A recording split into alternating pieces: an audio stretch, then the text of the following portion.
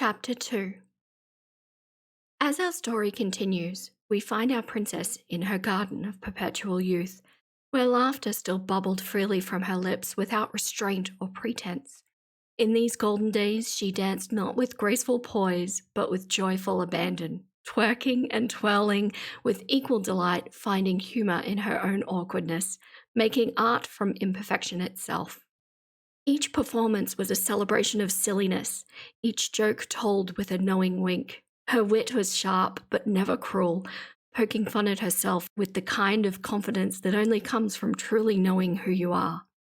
The kingdom delighted in her authentic charm, drawn not to polished perfection, but to the genuine spirit that shone through every unfiltered moment. But as her dances began to echo across the kingdoms far and wide, something shifted in the air. Where once she moved to the rhythm of her own laughter, now she began to step to the beat of 1,000 watching eyes. Each performance became a spell cast not for joy, but for the addictive shimmer of attention, a glittering chain of validation wrapping itself around her feet like delicate gossamer threads. Little did she know that these threads of viral fame would begin to weave themselves into a new kind of cage, one made not of iron, but of expectations and echoes of past glories. For in seeking to recreate the magic of spontaneous joy, she would slowly forget how to laugh at herself at all.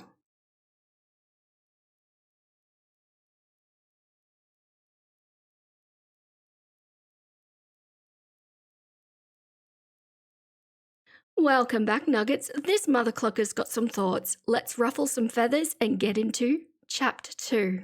I just wanted to start by thanking everybody in my previous video, Chapter 1 of this series, and my other Eugenia video as well, now that I think of it. You're really bringing some very insightful comments to the discussion, things that don't necessarily agree with my perspective on things, but you're bringing your own perspective in such a well put together way.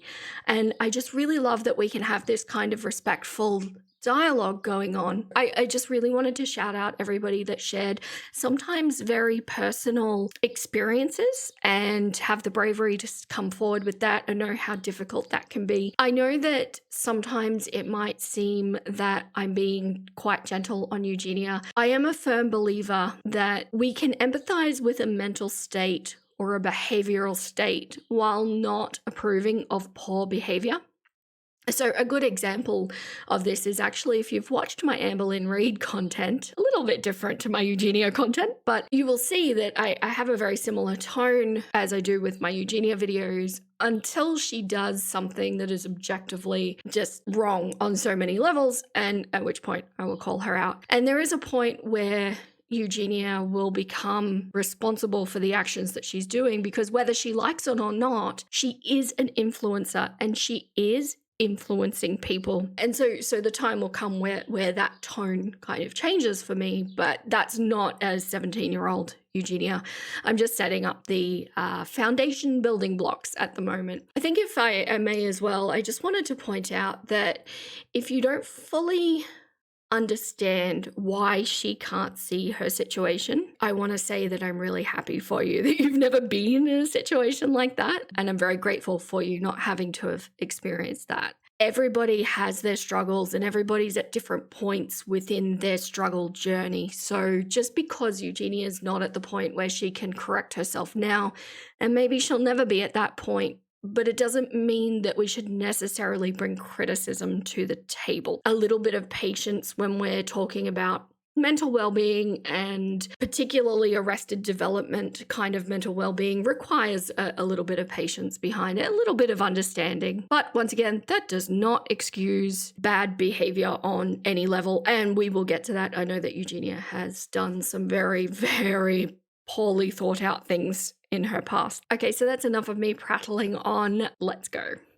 I apologize for the quality of the audio in the very, very early videos. It was filmed on a bona fide 2011 potato, and that's what we were dealing with back then. So I've done the best I can with it, but it's only for a short portion at the beginning. I just wanted to pull out a couple of key things. This is her first ever YouNow stream, and there's just a couple of little aspects of it that I think are foreshadowing for the future of Eugenia Cooney on the internet. Early streams, seeds of change. Oh, I started a new follower. Yes. I don't know if that's someone from on here. If it is, thanks for following me. Oh, thanks. You guys are so nice. Do something funny. I don't know what to do. I'm like not that funny. Your hair is pretty. Oh, thank you. That will do. Okay. If you guys want to see anything else, I can show your. Oh no, not like that. Don't think I'm gonna do that. Okay, so I see a lot of comments from people from really early Eugenia stuff where they're saying things like, oh, look at how beautiful she was, look at how full of life she was. And I think something to keep in mind here that is important to note is that she is very clearly already probably years into her condition. So although it doesn't look like it in contrast, we're already seeing the beginning of the decline. And I think in this clip here, we're really seeing that there's still quite a focus on her physical image. I'm gonna kiss the shadow toy, okay? I don't know if that's showing on camera. Okay, I kissed it.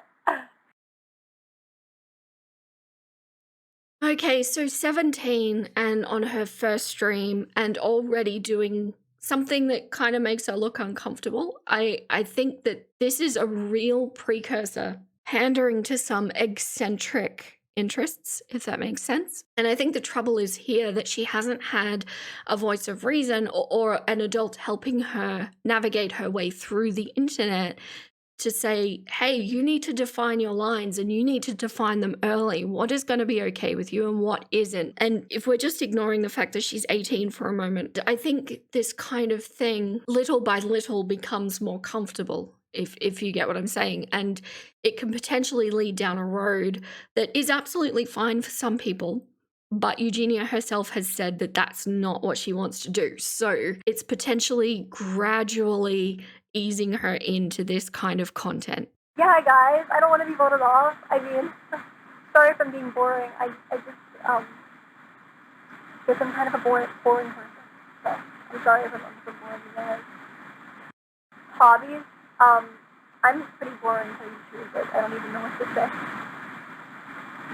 Do I draw? I play draw something if you count that. I don't know if that counts as drawing. I can draw some things like okay. But I'm not like an artist. Like I'm not that amazing at it. So this kind of self-deprecating and people-pleasing behavior, I just wanted to pop in just to show that this started pretty early. And by the way, did you guys know that Eugenia can draw? And she can draw really well. I actually find this statement of I'm not an artist or anything to be completely undermining her skill. The thing is, you know, have you ever said to yourself, oh no, I can't do that, I'm not creative, or I'm not musical, or I'm not smart, or, you know, whatever the thing is, the topic that's being discussed. And if we take drawing as an example, nobody is born knowing how to draw.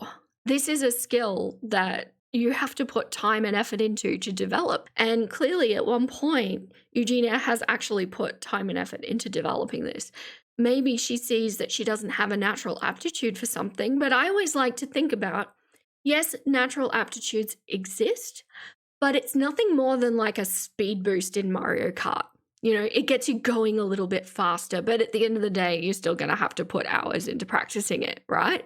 It's whether you find it enjoyable or not enough to put the hours into learning it. So keep that in mind. Have you ever said something about yourself that you are not X, Y, or Z just because you haven't tried something, just because you weren't born being able to do that thing?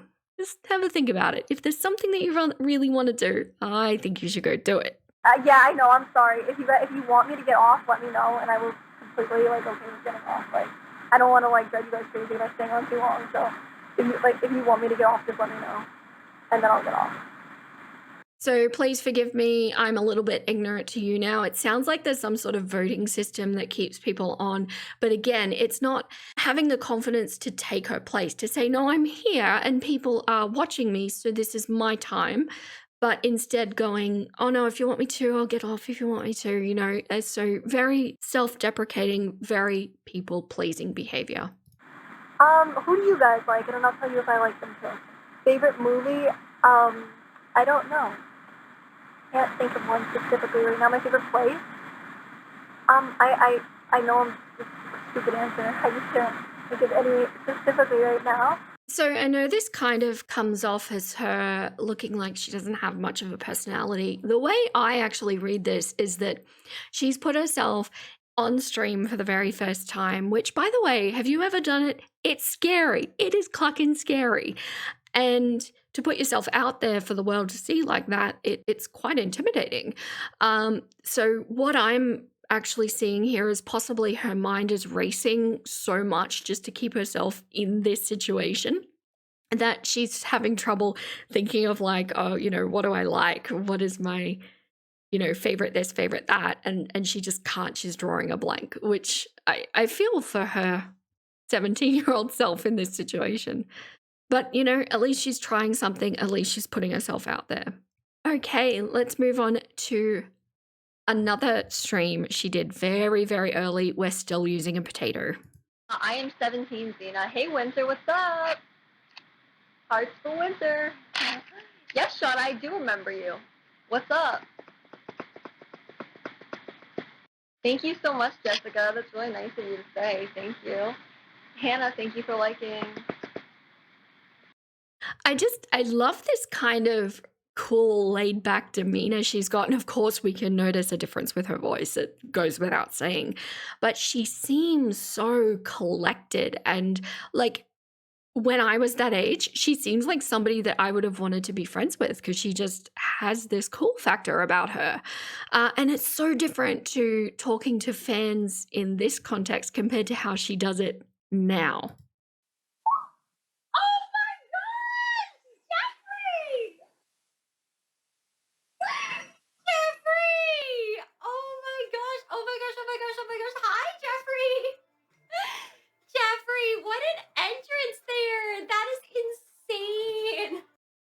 And yes, I know it's Jeffree Star and it's not a fan, so to speak, but the response is the same. She's really changed the character. Skinny. Well, thanks for saying I'm skinny, Brett. Black makes you look skinnier. Oh, well, I guess I should wear black a lot then, Bria. So even now you can see she's 17. People are already picking up on the fact that being skinny is important to her, and emphasis is already being put on her looks. And scrolling all the way back through her Instagram, you can actually even see people making comments on the fact that she's too skinny at this point.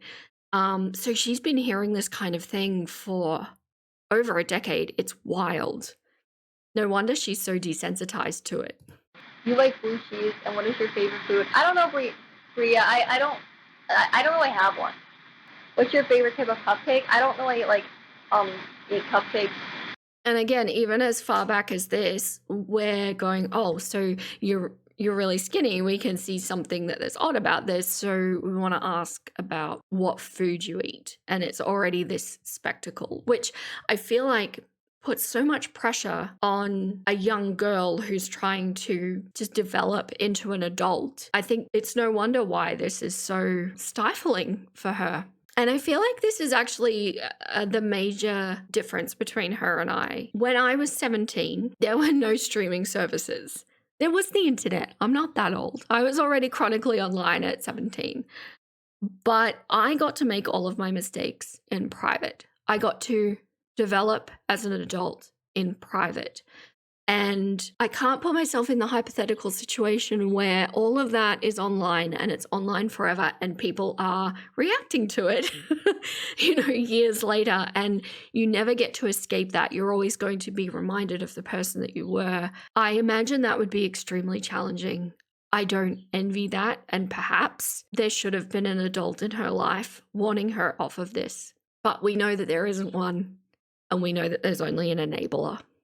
Dancing to fame. The viral beginning. So, as we know, Eugenia really got her start from her twerking video, which I'll show in a little bit.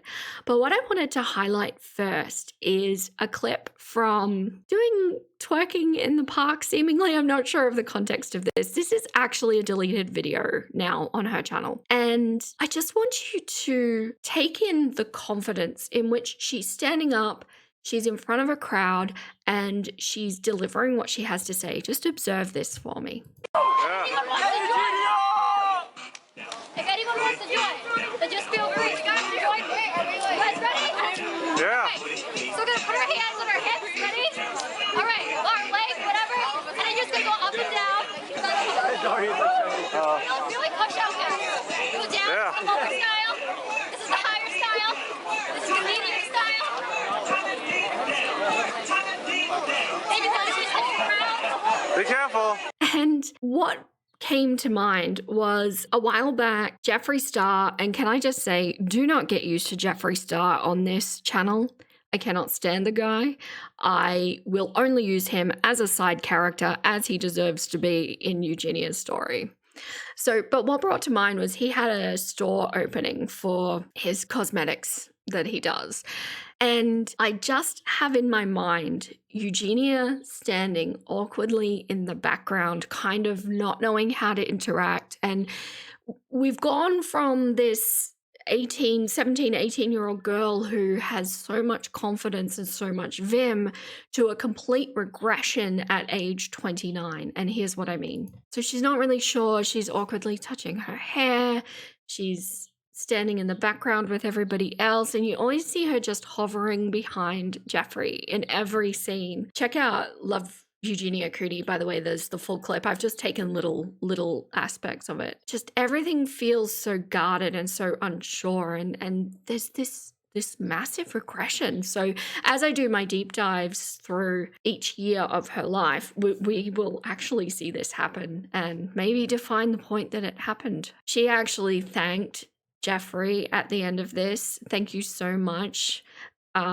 Like, this guy's supposed to be her best friend. Why are you going? But she's so deferential to him, which is why I say she doesn't have a solid support system around her, because the friends that she does have at the moment are not quality friends.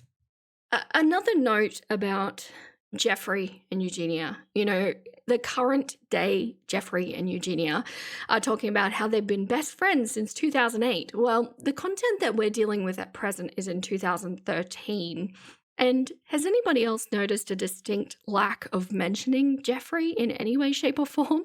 This is a man who has openly mocked her and put her down in front of her audience many times, and we'll actually be getting into a little bit of that in the next video in this series.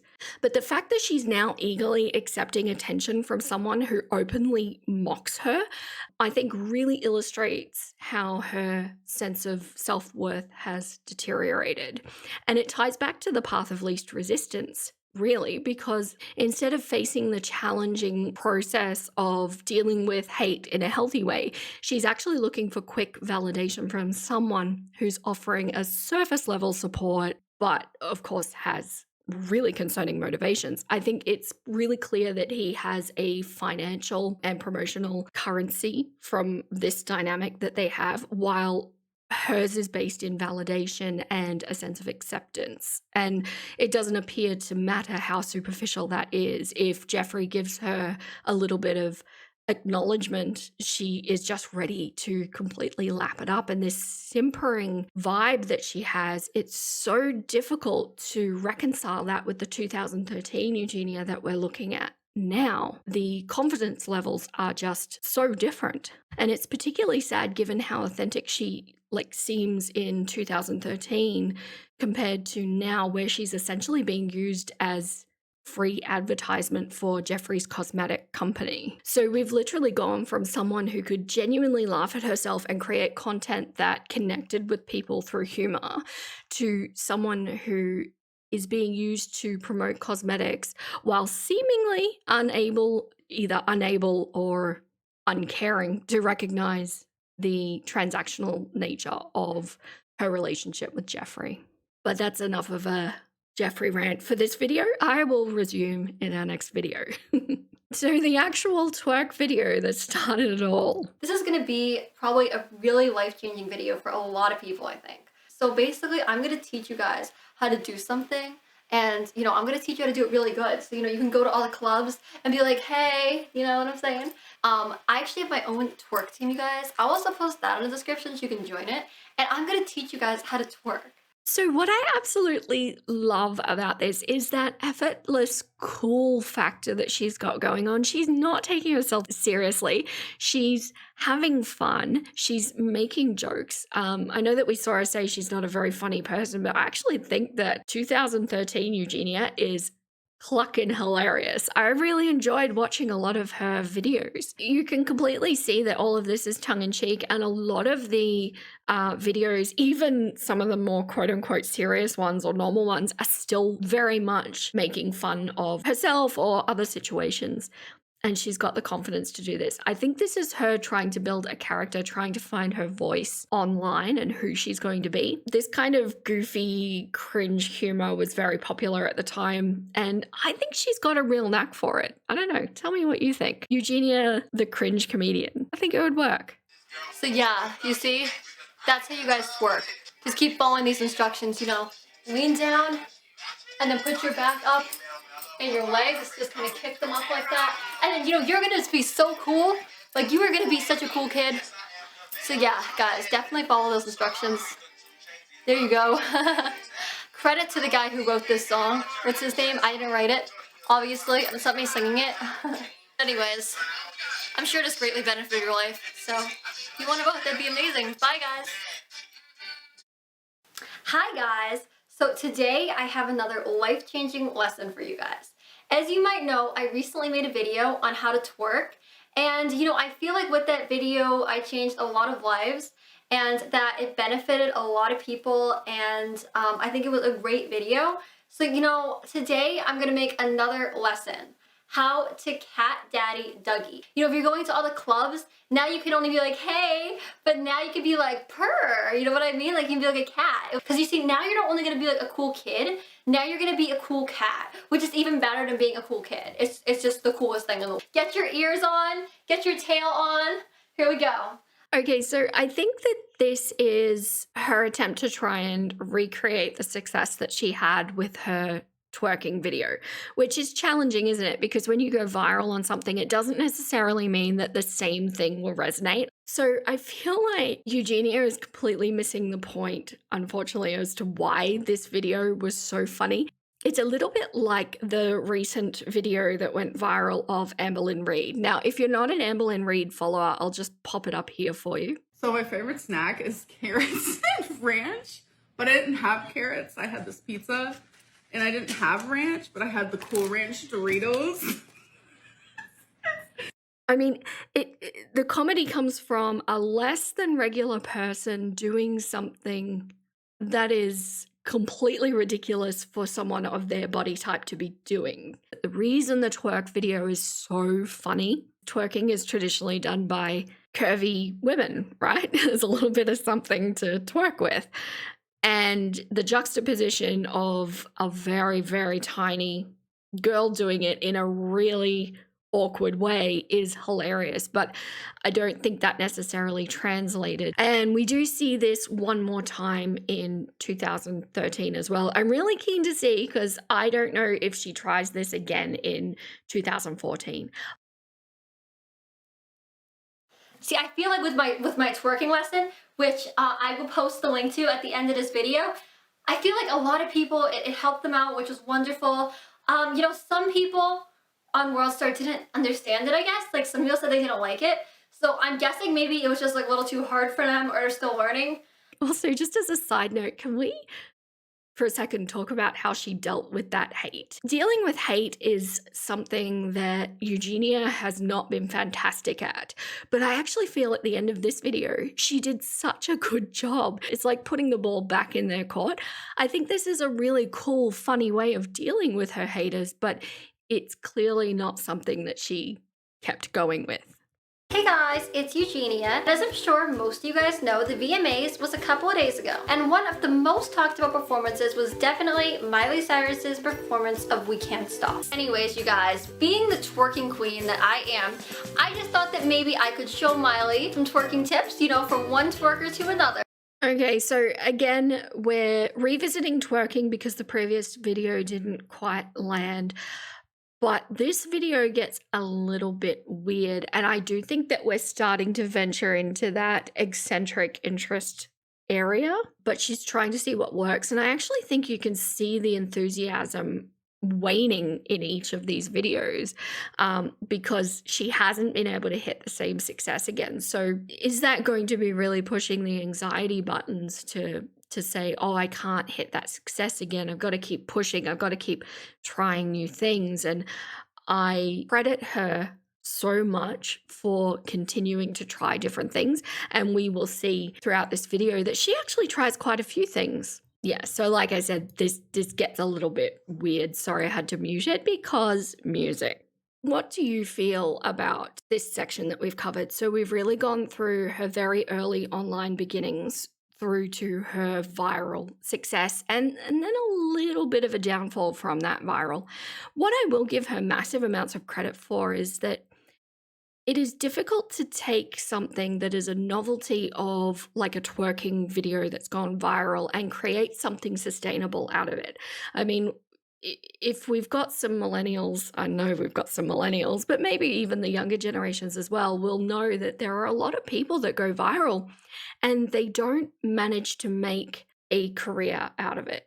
And to Eugenia's credit, she has actually made that jump. Whether it's been beneficial for her overall or not, I think questions are on the table for that. But she did manage to make something of it. As I mentioned as well, I really think that a key part of her current issues is that she made all of these mistakes online and they're very public and they're still around for people to see, and some of them are even still on her social media platforms. We all have a right to learn from our past mistakes. And in fact, if you're ever sitting there cringing at yourself as a teenager or a young 20-something, or I don't know, maybe even just last year, it's a really good sign because it shows that you've grown from that person enough to be able to look back on it and go, oh my gosh, I can't believe I did that. And I can certainly say that I'm in that camp. Mistakes were made. But when all of your mistakes are made online and stored in such a way that people can keep bringing them up, I do wonder, does that make it a lot harder to move on to become a new person? And it's almost like these public figures need to stand up and say, hey, I have a right to learn. I have a right to change as a person. Please let me grow and evolve. And please move with me as I do that and support me as I do that. But I almost wonder if there's like this kind of cycle that goes on where they try to change, but then people in the comments will go, oh, but you did this or you said this. And then it causes this reaction that completes the cycle. I'm not sure. I think we will probably see more of this evolve as we go through the years. I'd be really interested to hear what you think about that, because I do know that the majority of my demographic watching are millennials. So you've had enough time to tell me whether you have experienced this. And for my Gen Z, are you experiencing this? Because you grew up much closer to social media than I did. And yeah, I'm really interested to hear how you feel making mistakes, either privately or online, has affected you. Well, I hope you really enjoyed the video. I have another 2 planned in this series, so it'll be a 4-chapter series. And we've got some really interesting topics to cover over the next couple. All right, that's all the clucks I have left to give today. Stay golden, my little nuggets, and I'll catch you next time. Hey, I'm gonna go watch another video.